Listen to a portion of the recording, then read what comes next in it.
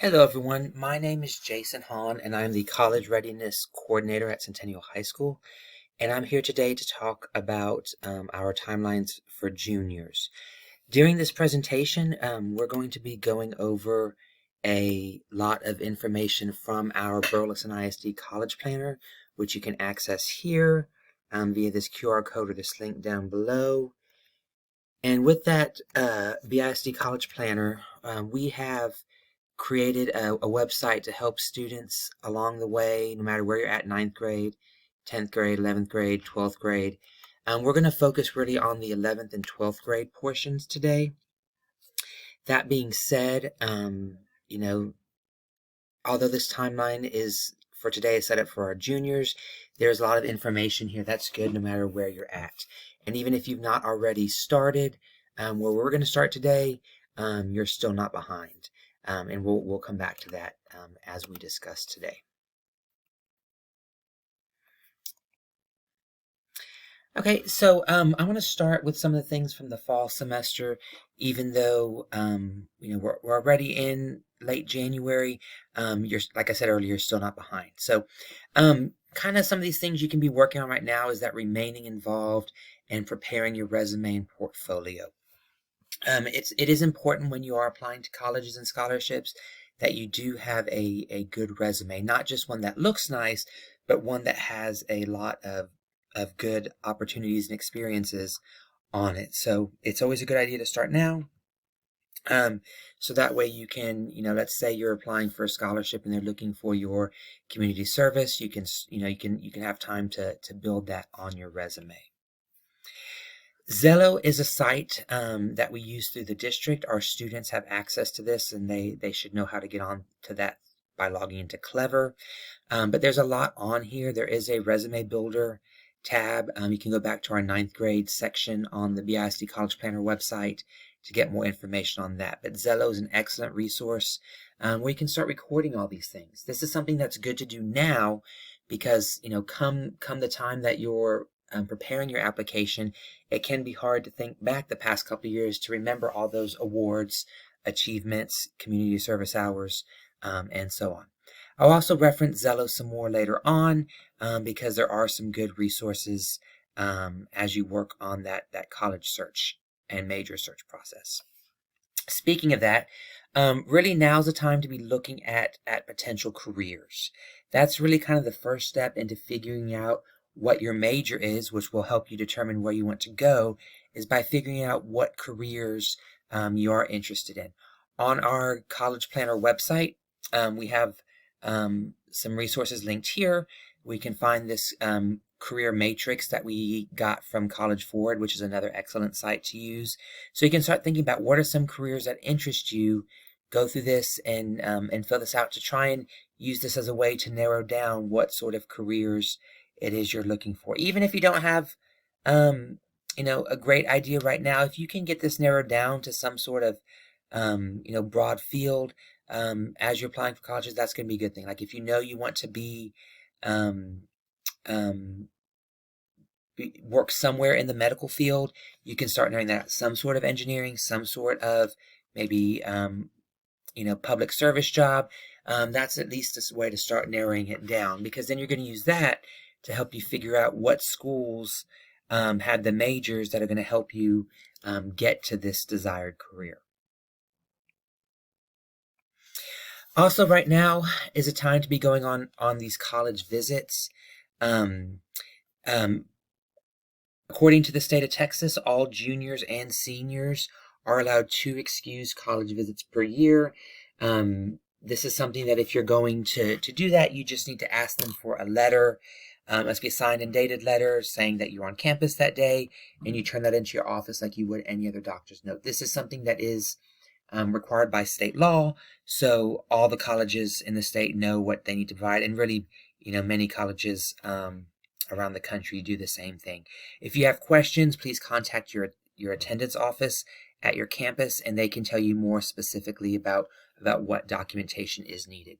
But these college visits are really where you're going to get the best information. When I'm meeting with my my students and trying to give them advice, the best thing to do is talk to the people on those campuses. I can give you specific information. I'm sorry, excuse me. I can give you general information about applying to colleges, but those colleges can give you the specific information for their schools.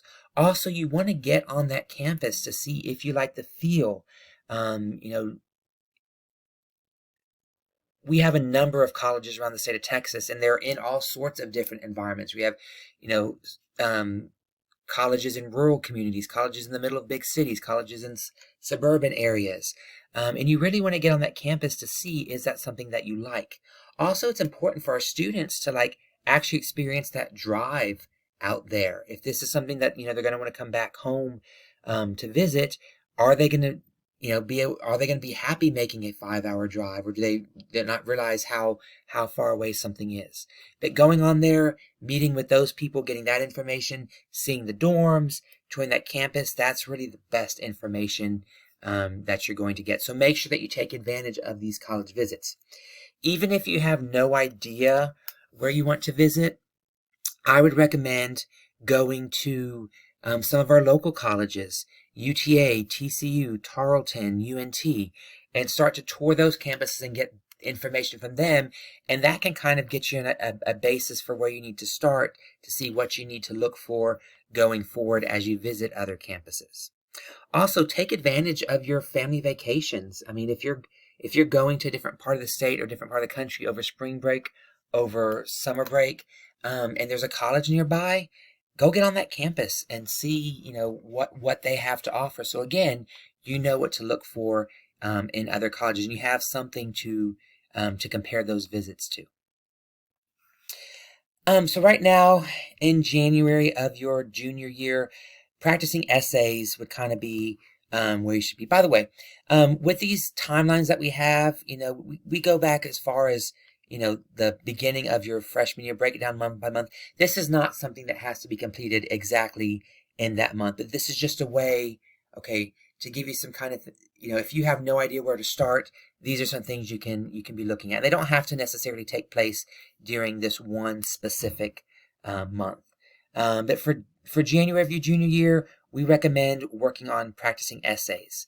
It's very important, when you are writing an application essay, whether for a college application or a scholarship application, that you take some time for this and don't just crank it out the last minute, the night before it's due, but thinking about, thinking about it, coming back, reflecting upon it. Most applications don't change significantly from one year to the next. So you can look at college applications now, scholarship applications now, start looking at what they're requiring, and start drafts, or even just start brainstorming ideas. For scholarship applications, you can see what they're looking for, going back to those ideas of remaining involved in building a resume, and start looking for, hey, there's something that that I think fits my interests. What can I do to prepare now? Okay. Here are some websites here, and these are all linked in our website that you can go back and look at to get some application help. As we move into February and March, and you even see this back in January, registering and preparing and taking the SAT and ACT. On our campuses, we offer the SAT in March. At Burleson High School and Centennial High School, it's March 20th. At GDDS and Collegiate, I'm not sure the exact date, so check with your campus on that, but it'll be around the same time. In the past, we've given the ACT during the school day. This year, we are giving the SAT during the school day. All juniors are automatically registered, so there's nothing you have to do for that, no registration or payment information required. But whether you're taking it here on campus with us or on a Saturday on your own, make sure you're preparing for that. For the SAT, I would strongly recommend the use of Khan Academy. They are the official partner for the SAT, so they're going to have some of the best information. There are plenty of other resources, books, websites, tutoring companies. Just make sure you do your research to check the reviews on those, to make sure that it's going to be something that is reputable. But practice for this. Don't go into it blind. We also recommend that you take the SAT and or ACT by the end of your junior year. This gives you an opportunity to retest in the fall of your senior year should you need to. You could actually retest several times during the spring semester if you wanted to. And you just want to be able to have that opportunity to retest should you feel the need to do so. You don't want to take it, let's say, in December of your senior year and then don't have time to retest before those college applications are due. So now, for the rest of the semester, a lot of it is really in the research phase. So once you've kind of figured out some career paths, it's time to start researching the colleges and then ranking them and trying to decide which ones it is that you prefer. So we have a sheet here on our website for finding your best fit college. So some things to think about, really starting a conversation for what you should look at. So you want to find a couple of different types of schools. Many college experts would recommend like 3 to 5 schools. You want to have like 1 or 2 reach schools, some schools that might be a little bit harder to get in. You're not as sure if you're going to get into that. Your target schools are kind of the schools you really want to be at. You're pretty safe getting in. And then your foundation schools, the schools that that you can get into. You don't want to put all your eggs in one basket and then not get into that school and not have any other options. So think about a couple. Sometimes it can be hard to narrow it down.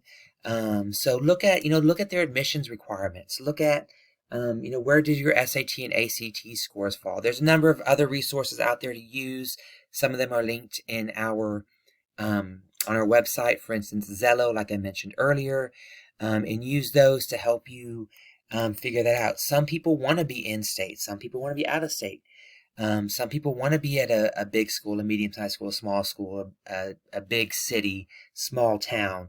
So public versus private. So there's a lot of things to think about. And again, like I said before, this is where going to those schools, but doing research on them to try and narrow it down before them. Because, especially if you're wanting to go to a bunch of schools, it can be hard to narrow it down. You might not have the time or the resources to visit all those. So see what you can find online first. Also, make sure that they have the majors that you're interested in. Some majors are very easy to find. Some majors are only offered at a few schools. So that's going to have a big impact on the types of schools that you are looking at. Okay, so moving forward to your senior year, and this is something you can really even start now, but looking at getting letters of recommendation. This is something, as a best practice, you want to start early. Don't just wait till the night before and ask your teachers for a letter of recommendation because they might not be able to do that. Also, just like with writing your application essays, if they can have more time to think about that, that's going to allow them to go back, edit it, and so on. So think about, who would be a good person to write a reference letter for you. Okay. Also look at the application to see how many application letters do they want.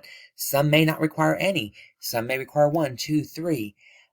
So think about who would be a good fit for that. And then ask that person. Okay. Don't just assume that they're going to write them. For most of them will, but just make sure that you ask them and be prepared to give them some sort of resume or brag sheet or something else that they can use to help enhance that letter of recommendation. Okay.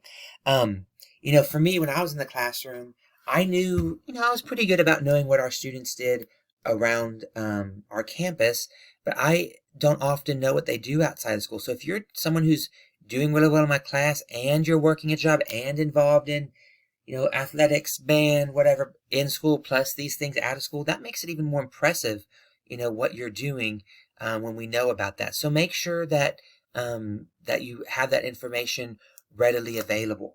Okay. Also, if you are submitting multiple letters of recommendation, try to pick 3 different people who can talk. Let's say there's 3. Because many schools, if they require multiple ones, 3 is a pretty standard number. But if they're looking for 3, think about 3 different people who can talk about different aspects of you, not just as a student, but as a person. So maybe a teacher, a coach, or an advisor from an extracurricular activity. Maybe someone from your church, your employer. That way they can talk about different aspects. Don't just, ask 3 English teachers because you're really good at English, because that's not going to give those reading your application a good all-around view of who you are. So think about some different people who can talk about that. Okay. We have this here in September for beginning to complete applications. That's when many of our students start, but you can start as early as they open. If you look back on the July, make note of application deadlines. Some of the bigger colleges, they'll start in July or August having their application open. So many of our students can start their senior year having already applied. But just make sure that you are making note of these application deadlines. Every school is different. It's very hard, in my position, because, all these are different. So there's not like a standard time for having deadlines. For regular decision, December 1st is some of the earliest. Some you'll have to see in like November for early decision or early action. But some of the bigger schools, the harder to get into schools, have those earlier deadlines. And then some of those also continue into the early spring, but just make sure that you're making note of those applications. As you complete your applications, you'll see 2 common websites for applying: Apply Texas and Common App. Apply Texas is a common application that many of the schools in the state of Texas use. Common App is similar. It's used by many of the schools in the state, as well as schools all around the country, even a few around the world. So kind of my recommendation would be look at the schools you're applying to and see which platforms they accept. Many schools will accept both, and they don't really have a preference. But you want to just make sure, let's say that you're looking, all the schools you want to apply to accept Common App, and none of them accept Apply Texas. Well, maybe you want to stick with Common App. If some only accept Apply Texas, some accept Common App, you may have to do some of both. But both of these, with these types of common applications, you get to fill out some of the information once and not have to repeat it over and over again. So check with these to see what the campuses, what it is that they require for you to complete. And some campuses may have their own application specific for their college. Generally, October 1st is when you can begin applying for financial aid. It was a little bit delayed this year because of the changes, and we're hopeful that'll be back to October 1st next year. But whenever it opens, you are going to want to apply for financial aid. For many of our students, it's the FAFSA, but for a few students, it's the TASFA. Generally, if you have a social security number, you're going to complete the FAFSA. If you don't, generally going to be considered for the TASFA. But check with the financial aid office at the college that you're considering to see what it is you need to do, or which one it is you need to do. You're only going to be eligible for one and not both of them. But this is how colleges determine what sort of need-based financial aid it is that you qualify for. Okay. The FAFSA is a graduation requirement in the state of Texas. You can opt out of it, but we're not going to go into that today. Burleson ISD is committed to helping you complete the FAFSA, so we do host several FAFSA nights. Once it's open, we can come and meet with some of our college partners in their financial aid offices to get help completing that.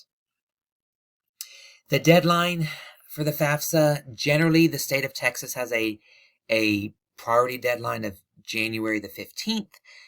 That's a little bit different this year because it opened later. So I think, most places it's going to be about March 15th.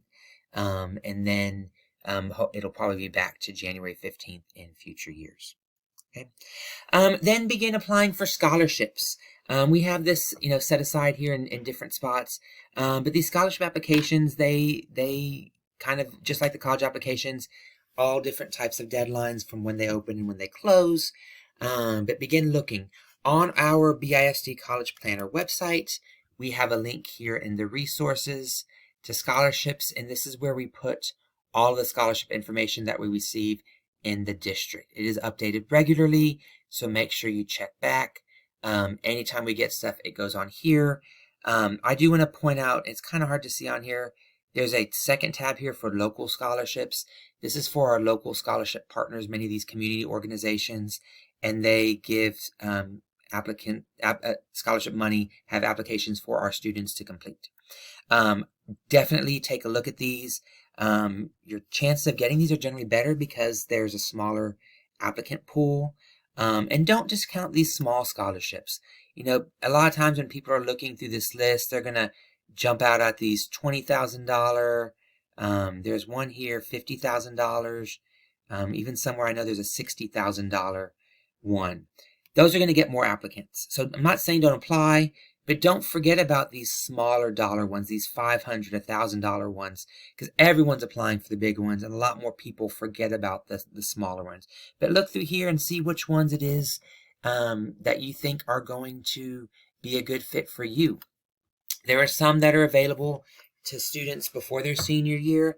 Not a whole lot, but look through that and see which ones are. Also, start looking through them. I mentioned this before. See what it is they're looking for, what their application's requiring, and that way you can be ready when you make note of which ones you like right now, and then you can come back to those. Typically, they're going to be due around the same time each year.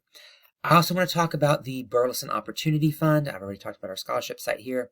This is a scholarship program that was created in conjunction with Hill College, the city of Burleson, and Burleson ISD. Their goal is to be able to provide scholarships from every student who either graduates from a BISD high school or who lives in the city of Burleson when they graduate, to allow them to attend some college for free. So it is a 2-year scholarship that's can be used at Hill College. That application deadline is March 1st, typically opens December 1st, and you can get information on their website at burlesonopportunityfund.org. Okay, there's not anything listed here for February and March, but really just continuing with those applications, the college and scholarship applications, just checking those as they're due. In April, we are going to ask you to report your scholarship award amounts because our district likes to gather that. Our campuses like to compete. And when we do ask for that, we do ask for total amounts offered. In May, you're going to request a final transcript.